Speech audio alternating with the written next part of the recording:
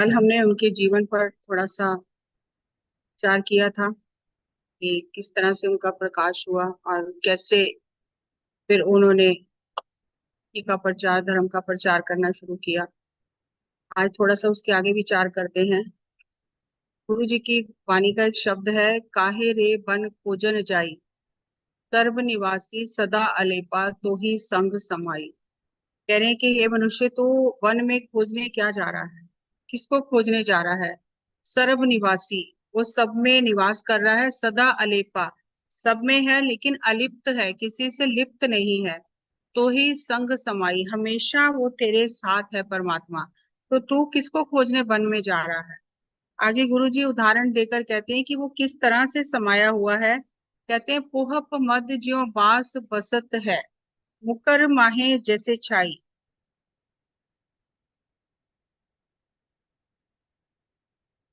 जिस तरह से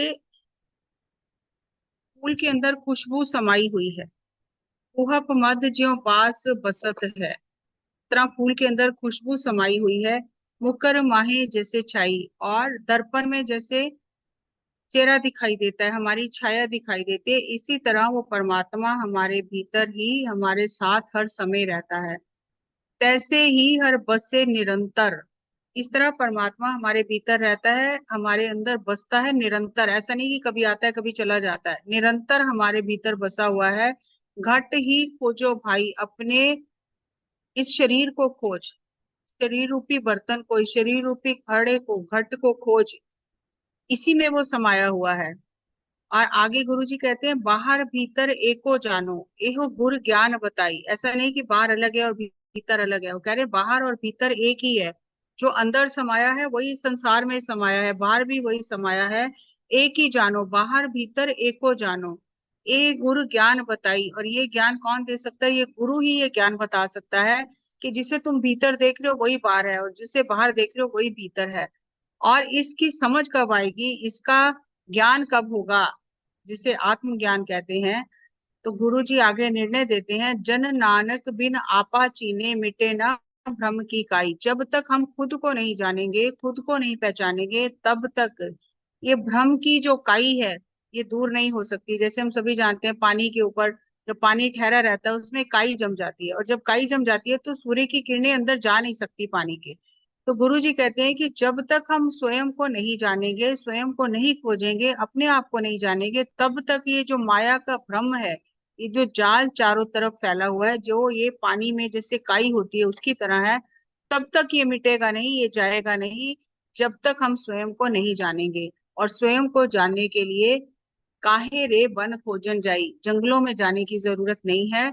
सर्व निवासी सदा अलेपा तो ही संग समाई, तू अपने भीतर ही खोज, वो तेरे भीतर ही बसा हुआ है। जिस तरह से फूल में खुशबू बसी हुई है, दर्पण में छाया बसी हुई है, उसी तरह वो परमात्मा तेरे भीतर बसा हुआ है।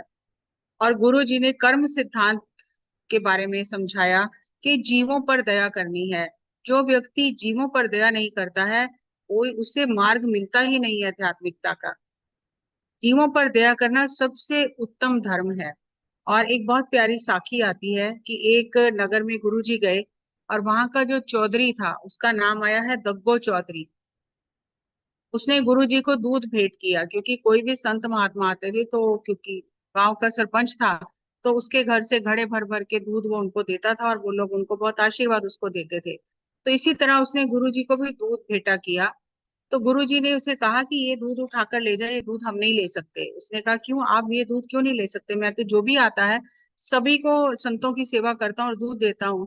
तो गुरु जी ने कहा, ये दूध नहीं है, ये खून है गरीबों का चूसा हुआ।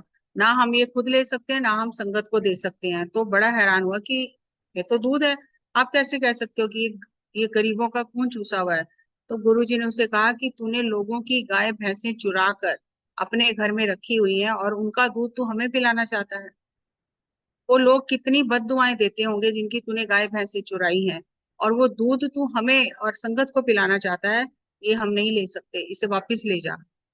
से बहुत ही सबके बीच में जब गुरुजी ने उसकी असलियत बताई, तो बहुत पश्चाताप किया और फिर क्षमा मांगी। तो गुरुजी ने कहा, ऐसे क्षमा नहीं मिलेगी, कि जिस जिसकी गाय भैंसे वापस उनके घर देकर आ और उनसे क्षमा मांग, और जितना उनका दूध पिया है उसको उतने पैसे वापस करके आ ब्याह में, तब तेरी सेवा परवान होगी। तो फिर जैसा गुरु जी ने कहा उसने वैसा ही किया। तो गुरु जी की वाणी है, घट घट में हर जू बसे संतन के हो पुकार। एक एक घट में कण कण में परमात्मा बसा हुआ है, और संत ये लोग ये बात पुकार पुकार कर कहते हैं कि हर एक कण कण में परमात्मा बसा हुआ है। कह नानक तेह भज मना, भाव निध उतरे पार। उसका ध्यान कर, उसको भज मन में, अपने भीतर उसे खोज, तो इस भव सागर से तू पार हो जाएगा।